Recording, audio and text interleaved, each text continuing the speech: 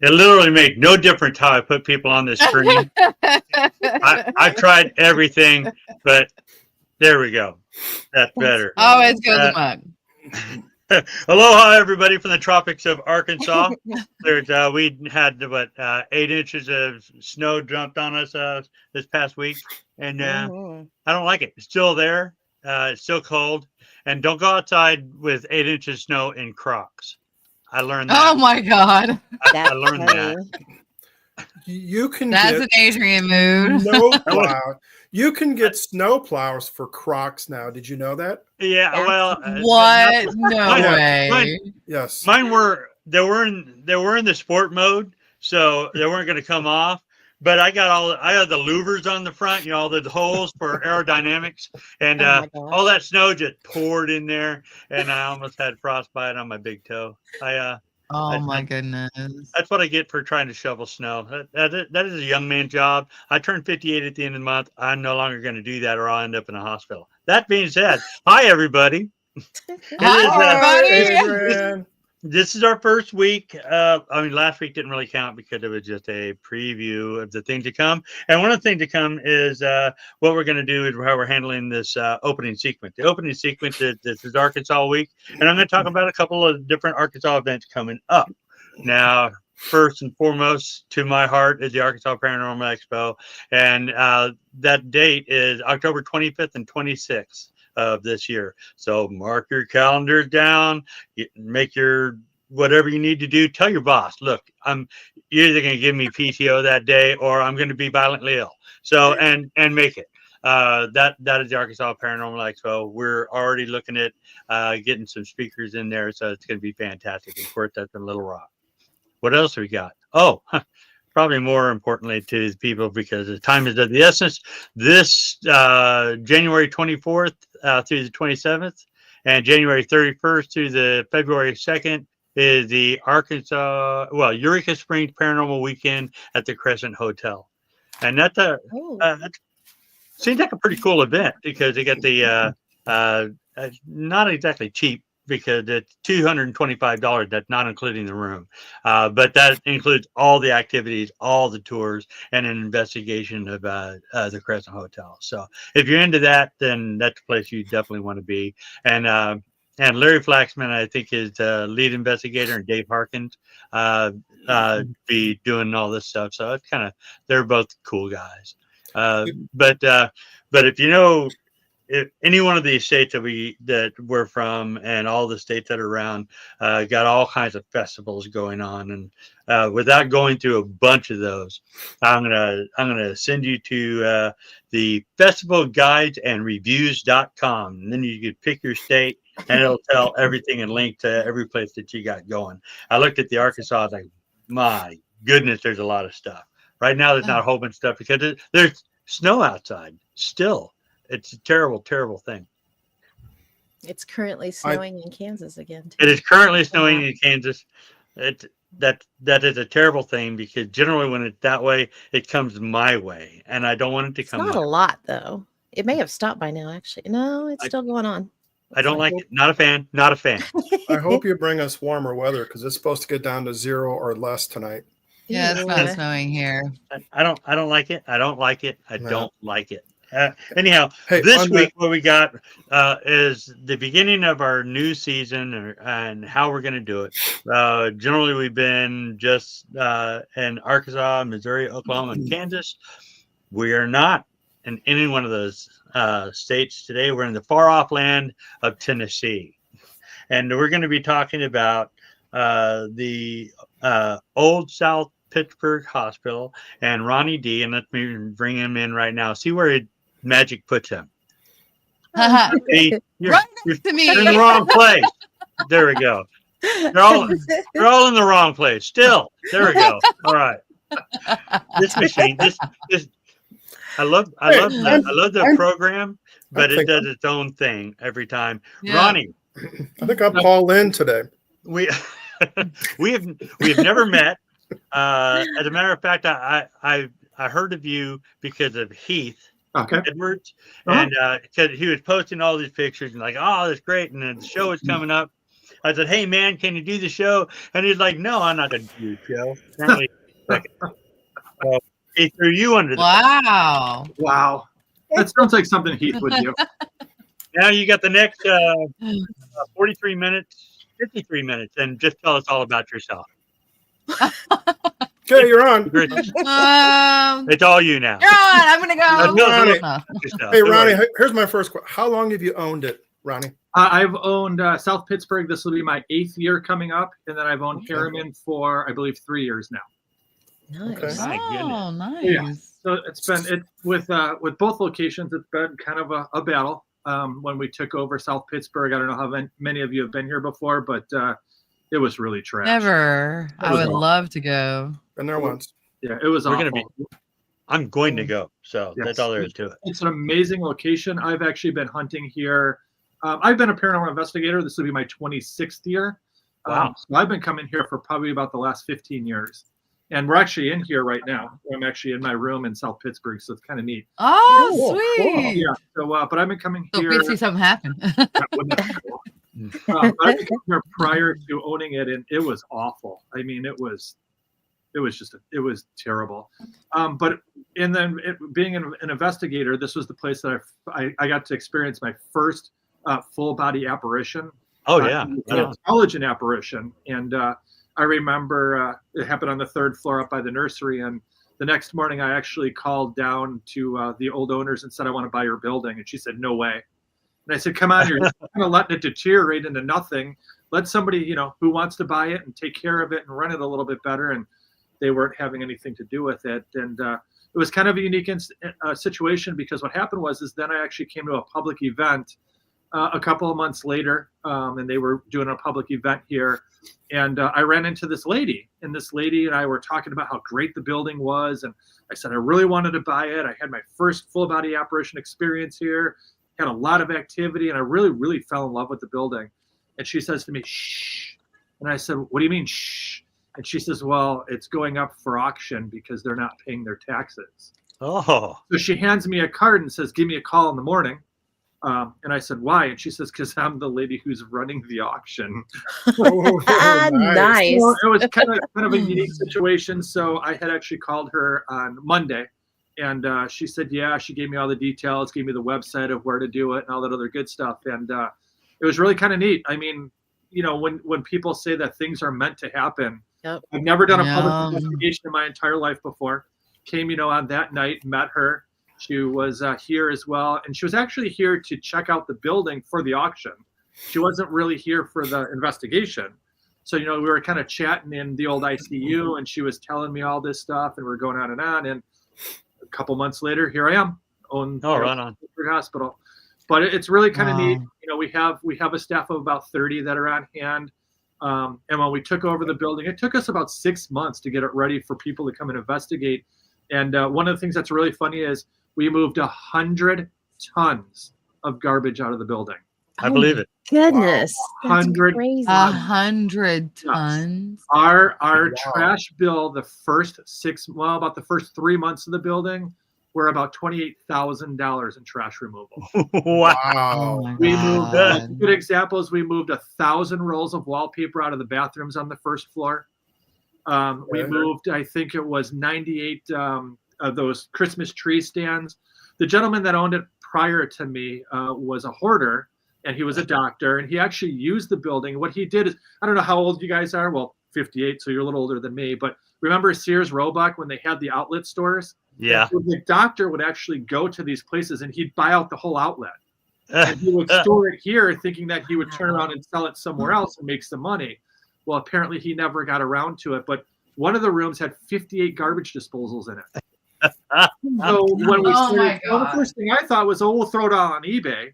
Well, when we actually started taking the boxes apart, the garbage disposals were like missing that part and this part. And like the Christmas tree stands were all rotted, and the wallpaper was all mix and match. So the only thing we could really do was just, call the garbage company and say, bring us a 40-yarder and let us throw stuff away. So I know Daniel Dorsey and I and a bunch of the other people, got together, and we just threw. It was just incredible. It was just unbelievable. I can't believe how much, we moved out. And then Ken, of course, if you were here prior to our ownership, the whole building was full of mold. So Yeah. Oh no. That's why it closed. Yeah. That's why it closed. So we were the ripped out. we were the last group, I think, to go through right before it closed. Yeah, it was awful. So we got in Chapel. here, put masks on, and we ripped out all the drywall, ripped out all the mold. I mean, I don't know how many man hours it took us to clean it up, but Ugh. I remember walking in, as an investigator, and you couldn't take a deep breath because you were worried that you weren't sure what you were going to inhale. Right. Yeah. So now you walk in, and it's just, it really, my volunteers and I really cleaned the place up. It's just a magical place now to come and investigate. So Well, it was a that's lot awesome. of work, a lot of hard work, and really kind of neat. I want to come back soon. I had a great experiences there. I really enjoyed it. Matter of fact, Karen just mentioned here, she was with me that day, and several other friends. And yeah, chapel was a mess. But where was all that stuff stored? Was that as you come in the front door all the way to the right down the hall? Well, it was like everywhere. So I don't Was know it if everywhere? Okay. It was everywhere. But you guys remember when you walked in? Well, remember it was so bad that she had you park out in the emergency room out back. Oh, And then that's you come true. through the back, Yeah, remember? that's right. Oh, yeah. So we didn't want to do that because we felt that that's really a liability. I mean, it's dark back there. Yeah. People coming and going, and some of you guys leave at 2:00 in the morning. Some of you leave. So we wanted to make sure that our front parking lot was the one that everybody used. So the first thing we tackled was that front entrance. Okay. And that had everything from big screen TVs to, remember, it used to be a antique store. It was an antique store. So we found out actually asking locals that it was an antique store at one time. It was a pet shop at another time. It was a tattoo parlor. Oh my gosh. Oh. First close. The hospital was. Yeah. Oh, But wow. First Okay. close was actually a flop house. So when you walked in through the front doors to the left, was a lot of people who, had drug addictions, divorcees. Like it was a lot of people that were living here that weren't supposed to be living here. And finally, the state and the city shut it down because we had drug overdoses in here. We had people getting murdered in here while they were living here. It was bad. So there's a lot of energy, not just hospital energy in this place. And it's really Right. cool because that hallway never gets investigated. Like it's when you first walk in, it's to your immediate left. And we always Oh my gosh. spend some time in that hallway because there was a lot of tragedy. When we were going through the hospital to clean a lot of the garbage, we found like people's whole life stories in there. Like we had to turn it over, but we found credit cards. We found, like divorce degrees. We found needles. We found, you know what I mean? We found all sorts of things. It was really bad. And what was really scary is looking back, we all investigated in that. Yeah. I was like, Wow. you never really realized it till we, rolled up our sleeves and realized what was in the building. And I remember we have a young lady, her name was Candace, that was working for us. And we were back in Jim's area, which remember, if you walk in, you go to the right and that's where Jim lived. And then the back far corner was kind of where his life was. Well, we were back there and poor Candace, I heard her step and you hear squish. And I'm like, what is that? She stepped in a bag full of human feces. Oh. Ew. Ew. Building. And so, yes, we had to clear that out. We took her to the, we took her to the hospital, make sure she was clean and everything. But it was if you're going to take the time to poop in a baggie, wouldn't you throw the baggie away? Maybe it for a rainy day or The heat source, to dry it. I've got so many jokes. I could go. Yeah, like I said, Don't go there. This would Don't be go a 5-hour show if I told you guys everything that we found in the building. That still, this very day, makes my mouth drop because we took pictures of everything and we really tried to make the place clean and safe. Yeah. It was just Not putting that up there. It was unreal. Put it up there. I was laughing at Karen's comment. So that's called keeping your together. Yeah. Mm-hmm. I felt so bad for her. She pulled her feet out. Just, anyways. Oh, bless her heart. I got. Were you there? Or was the car still there? The car was there in the hallway. Yes, and this is one of the things. Or the front, yeah. Yeah, it was in the Tri-City Clinic. Yeah. It was a car, yeah. Yeah, it was Alfa Romero. Yes. And you guys remember, so it was in the hallway. So what happened, we found out, is that the old doctor actually used the original reason why he bought the hospital was he had a car collection. And he actually had the cars lined up through all the hallways. And we found out as time went by and he started running out of money, he started liquidating all the cars. And so the Alfa Romero was the last one to stay here.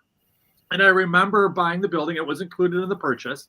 But I remember buying it, and I'm like, oh God, this thing's just. Remember, it was really bad. Somebody tried. Oh yeah. The Well, there was stuff all over the place, Yeah. and like everything fell onto it. Yeah. The windshield was Yeah. all cracked, and Yeah. so Yeah. the old doctor called me. He says, "Hey, I don't care about the building. Keep whatever you want." I'm like, "Well, yeah, we are." But he was like, but I want my car back. And I'm looking at it, going, you know what? It's just a liability more than anything else. So we'll give it to him. So we roll it out of the garage. We roll it out of the hallway and onto the back. And I looked at him like, oh my gosh, it wasn't really as in a bad shape as it really looked. Maybe 10 grand to fix it. So then I decided to eBay it. I'm like, it's a $90,000 car. Yeah. And I'm like, well, I guess I blew that one, didn't I? Oh, no. So we gave it back to the doctor, and I don't know what he did with it. He could have paid for the trash haul off. Right? He probably let it rot. Yeah. But so I mean, that's what he was doing and letting it just sit there. Well, speaking of the doctor, one of the funniest things. So on that day, I'll give you a little bit of a backstory. So Dr. Hayes was actually the doctor who owned it prior to us, and he actually practiced medicine out of his house, which is right up the hill. And so he had a lot of people just come to the house, and he would do their medicine, their practice medicine there. So as we're pushing the car out, Dr. Hayes and his son are there. And he says, oh, you're really into the paranormal, aren't you? And I said, yeah. He says, I got a deal for you. And I was like, okay, what's your deal? He says, well, I got a van. So he's telling us this story about a van that he's got in his driveway. And we found out that he had a young lady who was one of his patients that was a heroin addict. And it was the middle of winter, and she was overdosing on heroin. So she walked up to his house, and I guess Dr. Hayes wasn't home. And so she was cold, and it was the middle of winter here. And so she opens up the van, falls asleep in the van. They found her body in August. Oh no! The van, because the van had to be haunted.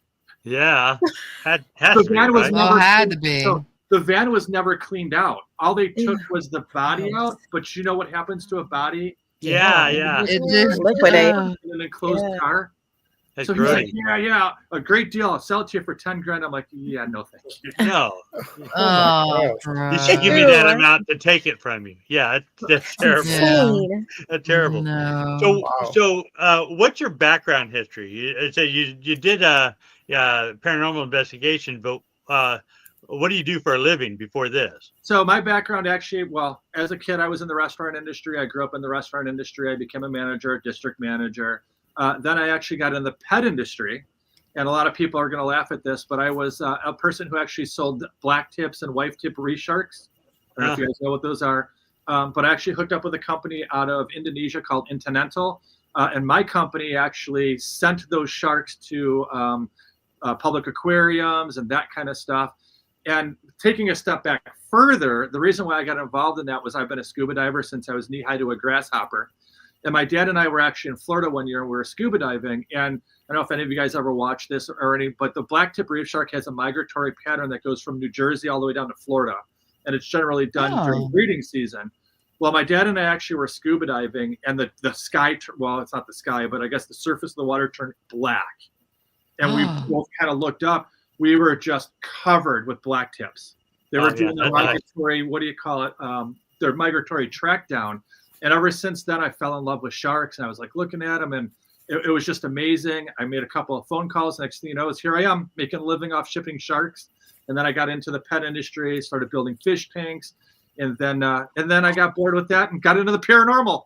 That's what I was trying to figure out. How do you segue into that? How did you get into the paranormal from sharks? Well, the paranormal, I think, like most They're of scary. Pardon? I said they're scary. Yeah. Well, most of us, I think, with the paranormal, I got involved in it because, like you guys and everybody else, I watched a TV show, and I heard my first EVP, and you go up to the TV going, yeah, whatever. That's like, come on. So I was like, gotta go out and try it myself. So we rented a location, went out and tried it. I got my first EVP, and I was hooked. As soon as you get that first wow evidence, I'll probably say the same thing. And I think what's cool about the paranormal, it's kind of like a legal drug, because you get your first EVP and then you want more. You want more. Yes. And more. Yeah. And that's what's cool about like this whole thing with the hospitals. You're providing other people to have that experience that you had. So that's awesome that you're putting all this effort and having a place for like idiots like me who want to get in there, and then new people who get in there and experience. Because I know I've been a medic for 40 years, and hospitals, even even current hospitals that are in operation, they're all creepy.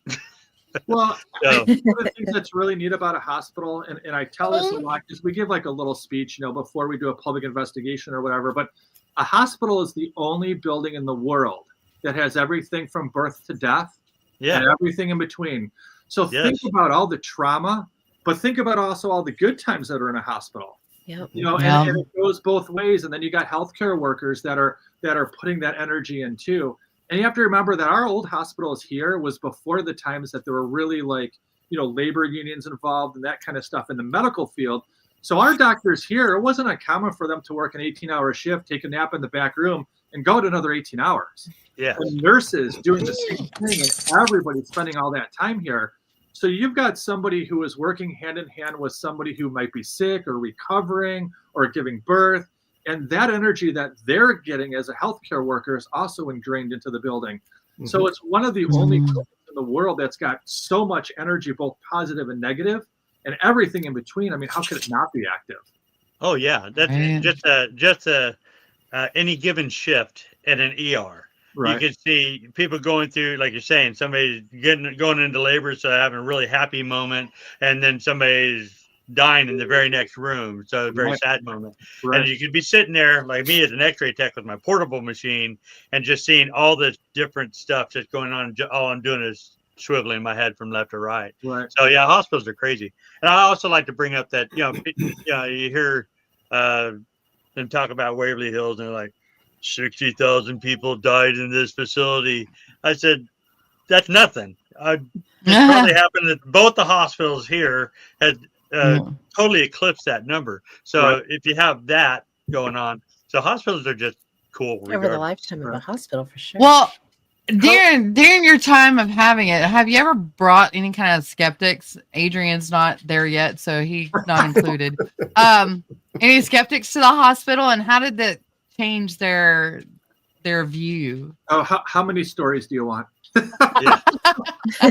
My favorite is, so we do a public investigation at both locations. We do them basically every 2 weeks. So we do one here 1 month, and then 2 weeks later and what's really, really funny, and no offense, guys, but it's always this guy who's like 6'2", 330 pounds, and he looks like honestly looks like he just got out of the army, like big buff guy. And his wife is like 100 pounds, maybe 5 foot. And he walks in like this, and she walks in like this, and he's like, there's no such thing. And within an hour, Of course. his car shaking because he either got touched or whispered or saw something, while his wife is going, yeah, bring it on, more. Yeah. So, Yes. to me, when we're doing a public investigation, I generally sit at the front. I don't want to get involved in the investigation because I don't ever want anybody saying, "Oh, Ronnie's setting this." No, I up want to watch the people. building. I don't want anybody to ever say that. So if I'm at the front, it's not me. It's definitely something happening. So when everybody kind of exits, especially when they leave early, we kind of give them a little interview. And I've seen guys who, like I said, who are 6 foot shaking. Literally walking out the door going, I can't believe that just happened. You're like, what happened? I had a guy a couple months ago who had somebody whisper in his ear, get out. And there's nobody around him. And he literally walks up there to me and he's like, I can't believe it. He says, I was the only one in that room. And I was like, yeah, I said, that's welcome to paranormal investigating. Yeah. Yeah. But we have a whole hospital about 45 minutes away from us, and currently are not allowing people to investigate. But we used to do events out there, and we'd have those same people. There's no such thing as ghosts. They're just there because their girlfriend's into it and stuff like that. And you're there with them because we have to make sure they don't, they stay on the floors or whatever. And you hear that suck air moment when they finally see it, and they're like, and then, I've seen them shaking. I've seen them like, okay, I need to leave. And the girlfriend's like, I'm staying here. You go wait in the car. And they've done it. I'll be out in the truck eating Reese's. Okay, That's funny. I would go. say that's a normal thing, and it's generally not the women. The women generally embrace it. They're kind of like, oh, this is really cool. And the men are just like, I don't know Nope. what it is, but the men are generally the ones who are like, yeah, that's just too much. I'll go wait in the car. Well, see, I did that because my wife was a believer. I was not. And when I finally had my first experience, I could see why people would turn tail and run because it rattles you. Mhm. But Startled. Yeah. I wasn't rattled. All it did was pique my interest. Right. And so if this is real, if that's real, then let's figure out what that is. Because, you know, I Right. also came at it from a really deep faith base. So it is it rattling my faith? And it didn't. But I just want to know, okay, how is that a thing? Because I was always told it's one or the other, nowhere in between. And so now I know a little different. Well, see, and here's the thing: like I was raised Catholic, very strict Catholic in my house, so we're talking the same background here. Is that we're not allowed to believe in this, and I'll say it: you either believe in demons and devils or in angels, and there's no in between. And so I kind of came up with a theory, and I don't know, but I was just like, so if you go with Newton's law, where energy is never created or destroyed, correct? Yeah. All 5 of us here are 100% energy. I mean, everything about us is energy. So here's my question: is why lacking in energy? But pardon? Especially on a Sunday morning after drinking Saturday. But in all seriousness, though, why can't a person be comprised of a spirit and a soul? And so when you pass away, your soul goes to wherever it's supposed to go, but your spirit or the energy of you is still here. So I mean, and so kind of got the same kind of idea. I But have that conversation with people, and they're kind of like, no, but where does your energy go? Like, in all seriousness, I mean, where does that energy go? So I believe that's what we're dealing with. And so why can't there be an intelligent energy that's left behind? We know there's a residual because, I mean, we've all seen it. We've all experienced it. We've all seen things move on their own. I mean, so why can't there be that other part of it where there is actually an energy that is intelligent and that's left behind? But I'm a firm believer, like I said, in God, and I believe that you go where you're supposed to go after death. But I want to know where that energy is. And I think, to me, that's what we're studying. I agree. And we'll never know this side of life. Not yet. Yeah. We're getting close, though, at 58. We're getting closer.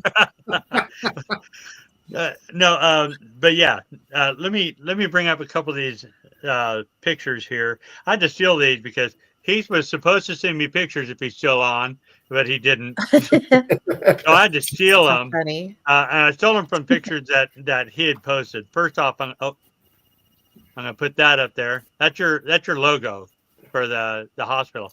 I don't have the Harriman Hospital because I didn't know we'd talk about that one at all. That's okay. Harriman's very similar. It's just a little bit different of a shape. So this one's kind of round, but Harriman is more of a because we in the front of the building we have kind of a monarch or a whatever that's called. That's kind of the shape of it.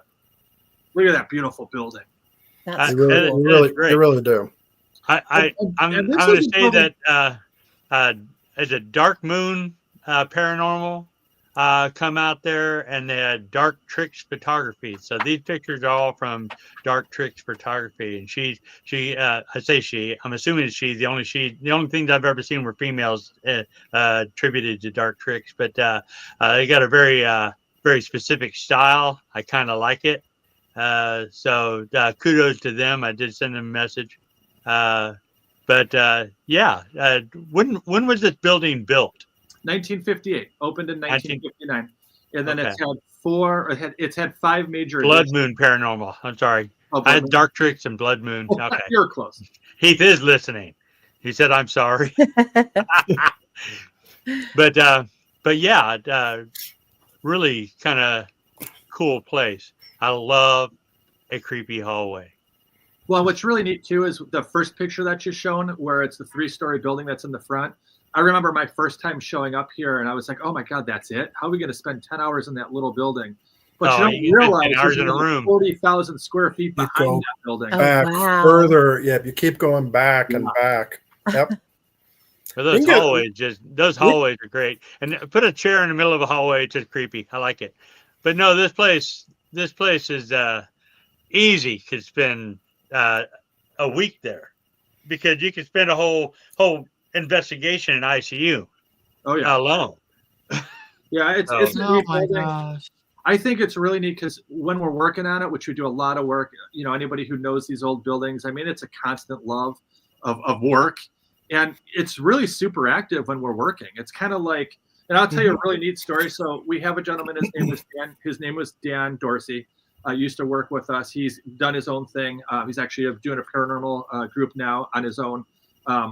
But we were actually looking for the water main on the 3rd floor to shut the water off. And it's really neat because we tell this story all the time. But we were up on the 3rd floor, and if you remember, Nellie's room is all the way towards 11th Street. And then is on the one end. It's on the other end is the OR, so it's like it's almost a whole block away. So we were actually in front of Nellie's room, and Daniel says, jokingly, because we were just joking around, because we were getting frustrated, we couldn't find the water main. He goes, "Does anybody know where the water main is?" And all of a sudden, you hear this voice on the other side of the hospital go, "It's over here." And Daniel and I were the only. Awesome. We're They're the helpful. only ones here.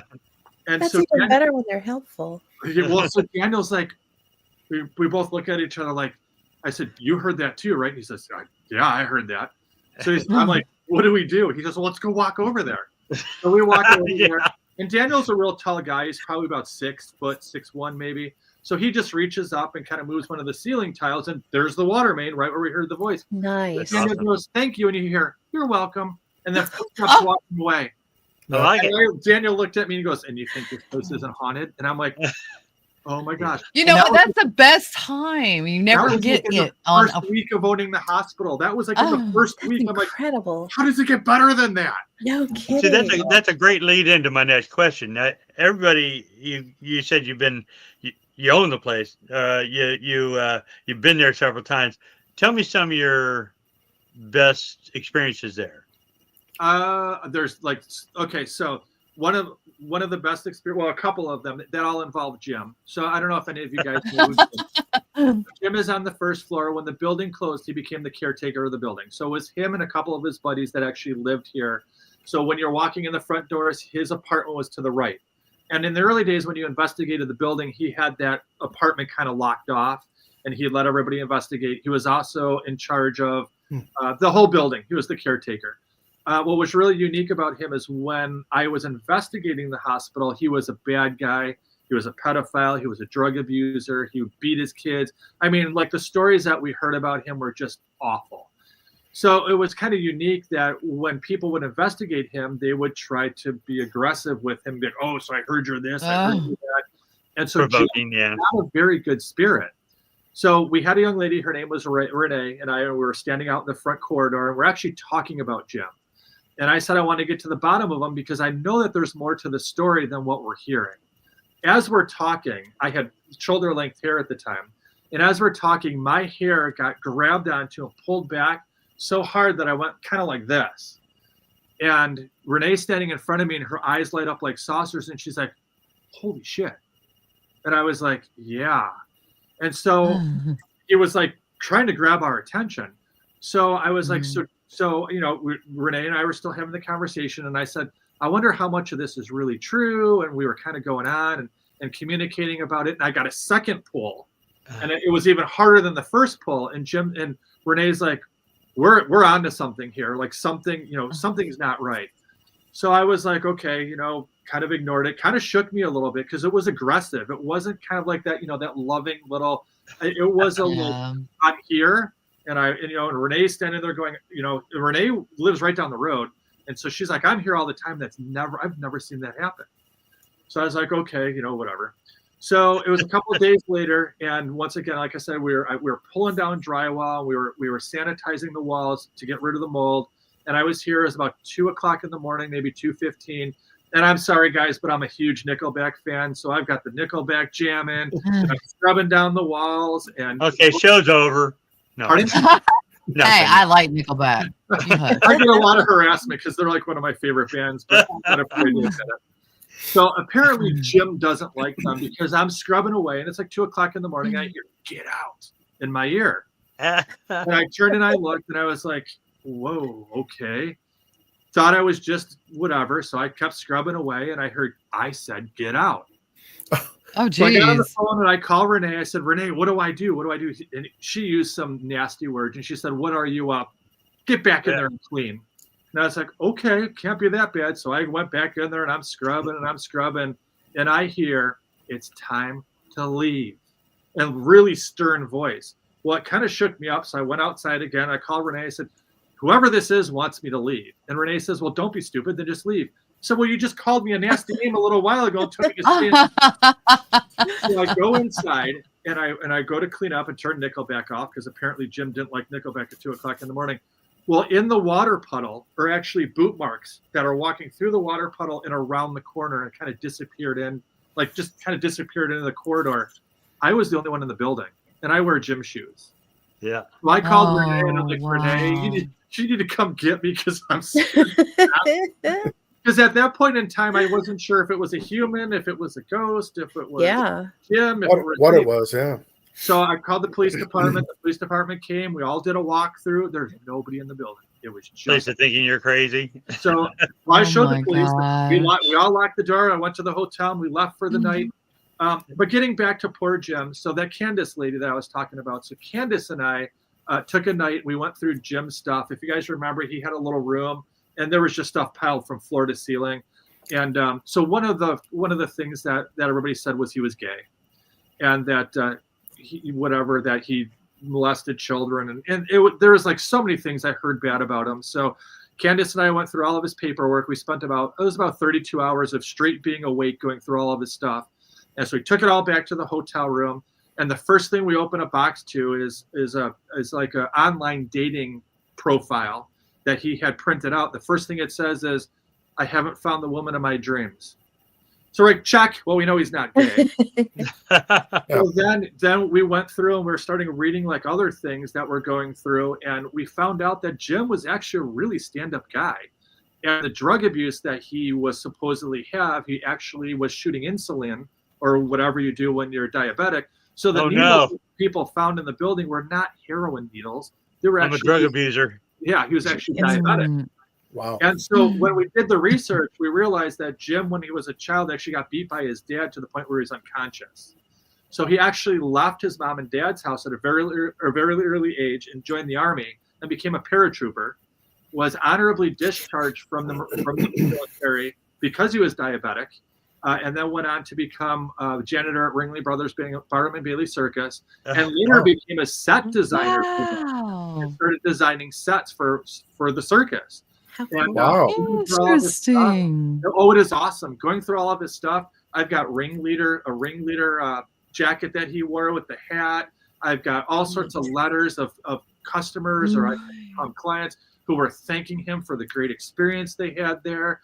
We've got books and books full of his sketches that he did for the circus.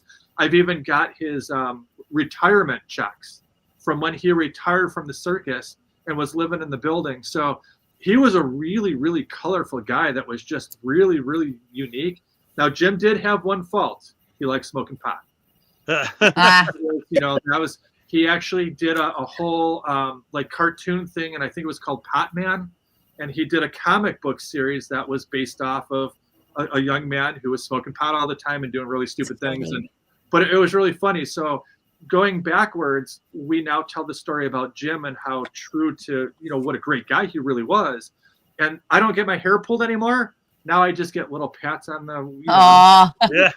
But what you'll find is people who are actually. You still mad at Nickelback? Pardon? Did you still get pissed off at Nickelback? No, I try not to play it here anymore because I don't think he likes it. But he's really kind of upbeat. And if you like go into his room and you play like CCR or some of the classic music, classic rock music, he'll interact with you. I mean, he'll do things that are really, really cool. So his whole apartment has really changed. I remember Kenneth used to come in and you'd walk in, the Doobie Brothers, you'd walk into the hospital and it would feel really dark. Dark, but real heavy. And I think a lot of it had to do with the fact that there were so many stories being told about the hospital that were untrue that, like I said, if me or you, if I'm saying, Ken, you're this, you're that, you're going to lash out. Well, he's upset about it, and he's holding that grudge against the world at that point. So of course, nobody likes to be misrepresented. Correct. But after you found out all this good information, did you actually go back into the room and chat with them about everything you found? We do it regularly, and we tell our guests that too as well, to that times have really changed. So what we try to do is, there's so much on the internet prior to our ownership that's out there. Like, we try to get rid of all the myths. Like one of them is that Indians were slaughtered on our grounds, and I mean, there's so much stuff that I'm like, where did this come from? Well, we all know, guys, that when you sell horror, it's a lot better than selling purity. Oh, and yeah. Old owners were trying to scare everybody into like, oh, this place is this and this place is that.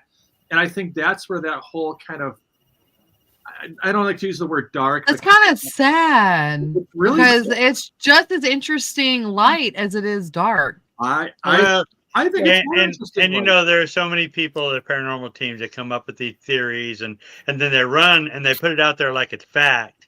And I know that by the little hospital I was talking about over here, that people always talk about the morgue, and it wasn't a morgue; it was the kitchen. And just because there's a walk-in refrigerator doesn't mean that's where they store dead bodies.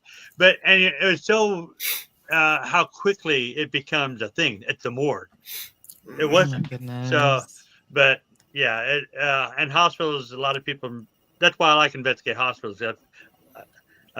Like I said, 40 years in them. I walk down there, it feels like home, no matter what hospital I'm at. Everything makes sense to me. Right. And so, especially if I'm in radiology, I'm like, this is home.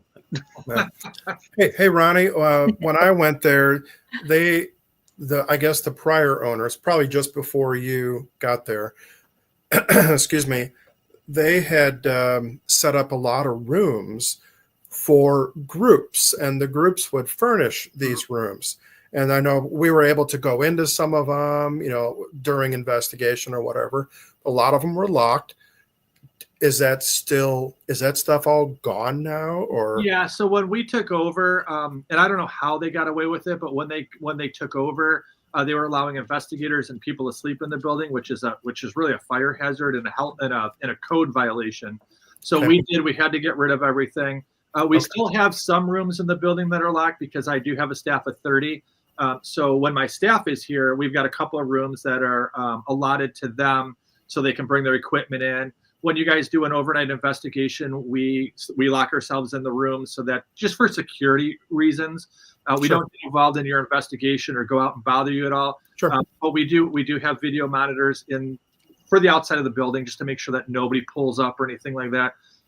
Because we do, I mean, people call us abandoned, but we're really not. I mean, it is a business. It is a place where we investigate. But we want to make sure that our guests are protected and that if something does happen, there's somebody on site to make sure that, we're taking care of that. And one instance we actually caught where the group is here one night, our front doors, you got to pull them to get them shut. And the group was out investigating and 3 teens came up to the front door. They didn't shut the front door, walked right in and started walking throughout the building. Yeah. And so because we're here, we, got them out and ushered them out the front door. So we're primarily here just for the safety purpose of it. And then once you guys leave, we go through the building and lock it up, make sure everything's good, and then we go home. So there's power in the building? Yes, we have power. Yeah, we have power. So teams come in, they have a DVR system and stuff like that they're able to plug in. That's cool. Nice. So I want to go back to something you said there. earlier. You said you saw your first full body apparition there? Oh, I did. Tell me about that. So we were, my group and I came up from Chicago. I think it was kind of like on a spur of a moment thing, which was really nice about South Pittsburgh because back then it wasn't rented a whole lot. So we called the owner. Well, I guess we called the manager, and we said, "Hey, blah blah blah." We made a reservation, and we came up, and we were up on the 3rd floor. It was myself and Zach, and we were up on the 3rd floor. And you've been up on the 3rd floor. It's pitch black up there. Yeah. And it was about 2:00 in the morning. And honestly, it was one of those nights that nothing was going on. It was like one of those nights where you're walking through the hallways, going, "Yeah, this place is really haunted. God, we just wasted $600." Oh yeah. And there's nothing going on. So part of the group went to a different location of the building, and Zach and I went up to the 3rd floor. And Zach's like, "Hey, we're in the nursery. Why don't we play a baby crying?" Because one of the claims of the building is even when it was open, they would have babies crying on the 3rd floor. The last baby was born here in 1983, but the building closed in 1999. So in that 16-year period, there were people who were still witnessing babies crying up on the 3rd floor. Oh yeah. The health officials that were here actually heard it. So we were like, "Oh, we'll give it a try." So Zach throws his iPhone on the ledge, and he's got a baby crying. And probably within maybe a minute or two, we both heard like kind of movement going on by where would the nurses station be. Well, all of a sudden we saw a figure kind of self-illuminated, kind of walking towards us, and it was a nurse. And I remember looking at her, and she looked at me as if to say, "What are you doing on my floor?" She kind of looked over at Zach, and then she kind of made her way around the corner. The door opened, and she just kind of disappeared. And I remember it was like I said, it was like 2:00 in the morning. It was pitch black. I reach over to Zach because I'm not going to lie, I was a little shaken. I reach over to grab for Zach, and he's gone. I'm like, where the hell did Zach go? On the third floor, all by myself. He ran. I'm out. And I was like, I ran so quickly down the hallway. Went to the crew. You know, they had that little room that they would call, you know, like the crew, or not the crew room, but the whatever you call it, the investigator room or whatever. That glass enclosed one. So I ran down there, and Zach's sitting like on the chair doing this, like kind of rocking back and forth. And I was like, "So you saw it?" And he says, "Oh yeah." So our group was kind of unique because we were together for so long. We never told each other what we saw because we didn't want to convince each other what we saw. So I told Zach, I'm like, "Hey Zach, do me a favor, let's draw what we saw." So Zach is actually a graphic artist. It's kind of neat. That's what he went on to do in his life, and I'm not. So I draw a stick figure with, you know, a nurse and some long hair. Sounds like me. I'm done in about not an artist. Bad stick figures. Zach, like 15 minutes later, is still drawing. And I'm like, dude, speed this up, all right? So we flip it over, and my stick figure and his beautiful nurse, you know, kind of look the same, but not really. And he was like, "Yeah, that's what I saw." And I was like, "Yeah, that's what I saw." Zach has never investigated since that night. And that was the night when the addiction to the paranormal really became like overwhelming. Like it was like an experience I'll never forget. I mean, it was really unique. Totally get it. It was just phenomenal. What you call in the nursery, is that kind of like a waiting room? Waiting room here, and then there's nurses stations or the windows. Where cashier or whatever? No. So that's the old part of the building. So this is on the third floor. Okay, the third floor. So if you go up the third floor and the elevators you go up like let's say the elevators are to your back and you go up that staircase, you'll come out and you go across into where the nurses station would be on the right. And then on your left would have been the nursery and then the delivery rooms. And then to your back of the nursery would have been recovery. So it's kind of in the whole surgical suite of the building on the third floor. Okay, because I remember, and a couple people that are watching tonight, we were in that what I'm calling is like a waiting type room. It was a room. I'm against the wall, looking out towards, I'm guessing, the hallway. There's to my left would have been like two windows, almost like where you would sit to talk to a nurse behind the window. And to the right was a big room, but then you go straight across, that wall would end, and then you'd go around the side to go, I guess, to another room or down the hallway or whatever. So you're talking ICU and CCU. That's on the second floor. Second floor. Okay. Because that's where I had my major experience, because I must have went back into time because we were all sitting there, and I actually saw an older grandma, basically. She was Spanish. She had two grandkids with her. They were sitting in the corner. She's reading a newspaper, laughing at our comments because they were just totally off the wall. And then there was an older man sitting. These are all spirits. There was an older man sitting to my right in a rocking chair, and he just kept leaning forward. And by the time we got ready to go, he was practically on the floor, almost doing a flip. A nurse came around the corner, walked around the corner. Two nurses peeked out of those windows in that doorway there. And the kids were running around the room, and they kept poking. Patty, I don't know if you're on the call or on the show tonight watching, but they kept poking her knee and her back. Wow. And I'm watching all this happen. Somebody tried to speak Spanish, and the lady, the grandma who's sitting back in the corner, she pulled up her newspaper, and I could see her going like this. I knew she was laughing. She pulled the thing down and like this, and she's like, terrible Spanish, and it was just the most hilarious. I don't know how long that lasted. I'd say maybe 5 minutes or so. Wow. But just watching this whole thing, so that whole area was amazing. Oh, yeah. Absolutely amazing. Can't forget that one, just like you can't forget your your apparition. Yeah, it's pretty amazing. I mean, some of the things that people have experienced here. I know, it's really unique because I was like you. I was up in the OR one night, and it was just me. I was just sitting in there, and I lost probably maybe 15 or 20 minutes of time up there. And I remember like walking. I remember it very vividly. I actually kind of witnessed a surgery go on, and I can tell you like exactly like what happened during that surgery. I saw the whole room. I saw the surgeons. And it was really kind of unique because I just was sitting up there, and I could visualize exactly what was going on. And I come out of, and then it was like a dream almost, and it just kind of faded away. And I left the OR, and I'm telling everybody about it, and they're like, "Oh, come on!" And then we had somebody else experience the same thing. Yeah, so and because they're little like glimpses into that world, into the past. Yeah.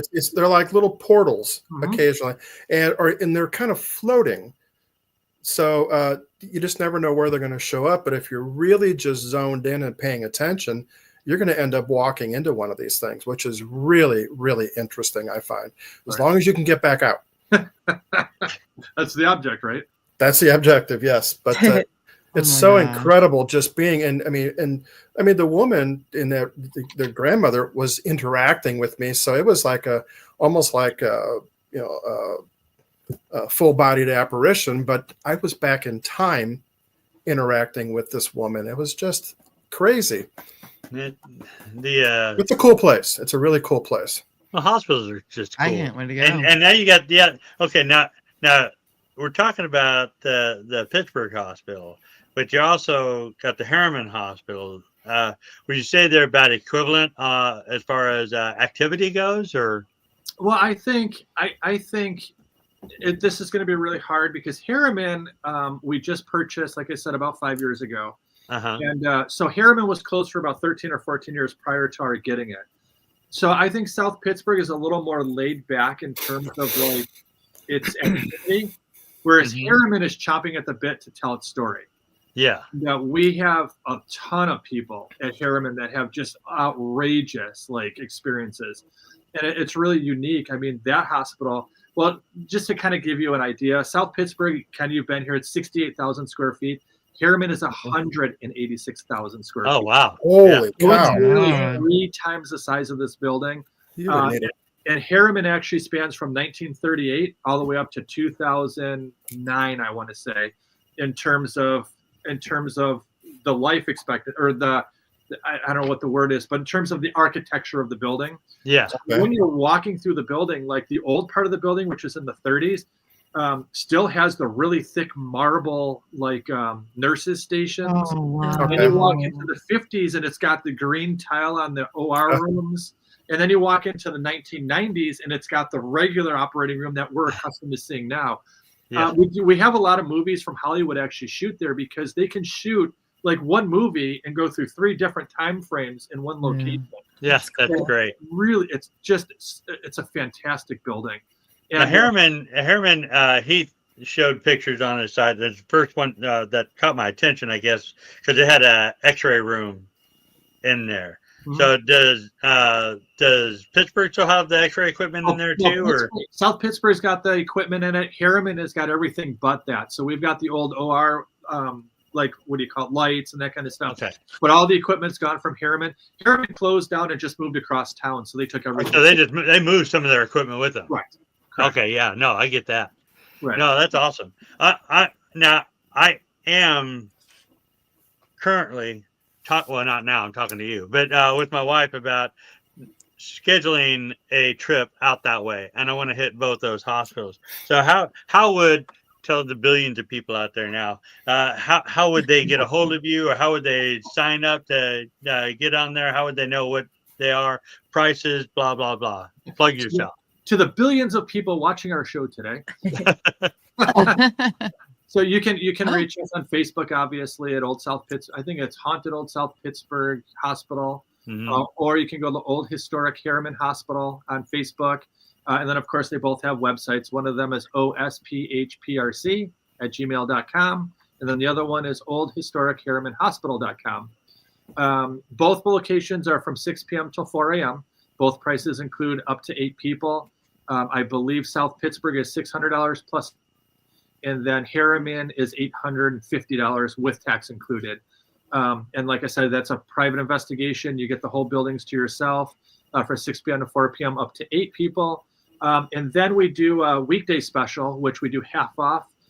So if you are able to come out Tuesday, Wednesday, Thursday, That's when I'd be hitting. we do OSPH with $350 plus tax, and then we do Harriman at $450 plus tax. And same thing, up to 8 people. Same thing. Yep, up to 8 people. The only difference is the time's a little different. We do 7 to 3.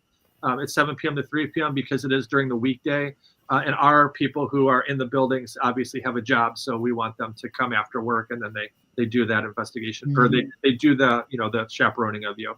But both locations are quite amazing. I mean, like I said, Harriman I think is really on fire because it's really trying to tell its story.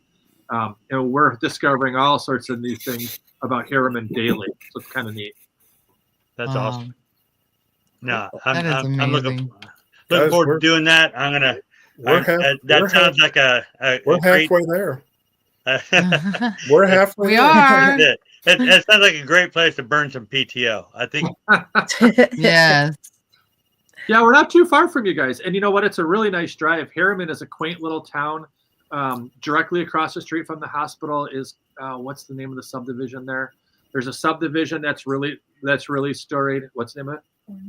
Oh, there's Cornstalk Heights, which is directly across the street from Harriman.